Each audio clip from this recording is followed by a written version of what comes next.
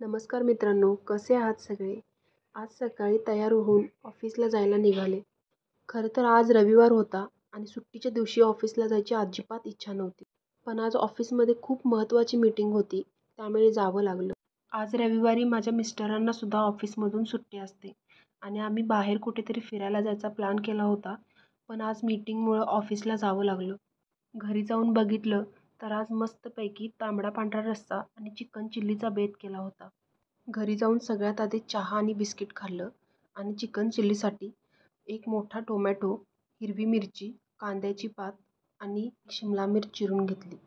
चिकनमध्ये soy sauce, red chili sauce आणि Schezwan sauce घालून त्याला मॅरिनेट करण्यासाठी आधीच ठेवलं होतं आणि कोल्हापुरी चिकन फ्रायसुद्धा आधीच बनवून तयार होतं. मेन सरप्राईज म्हणजे हे होतं की आजचं चिकन चिल्ली आमचे पप्पा म्हणजेच माझे सासरे बनवणार होते आणि आज त्यांनी मला आणि माझ्या सासूबाईंना किचनपासून सुट्टी दिली होती.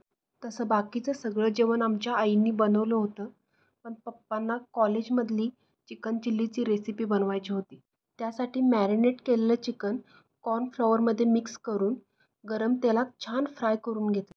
पप्पा हॉस्टेलला असताना त्यांच्या मित्रांसोबत हॉस्टेलच्या रूमवरती ही रेसिपी बनवायचे आणि त्याचीच एक आठवण म्हणून त्यांनी आज चिकन चिल्ली बनवण्याचा निर्णय घेतला होता.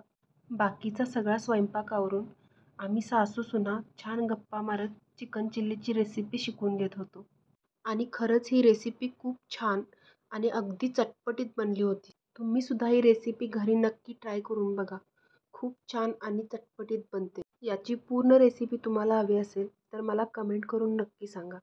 चिकन चिली बनवून झाल्यानंतर सगळ्यांनी छान एकत्र बसून जेवण केलं. Thanks for watching.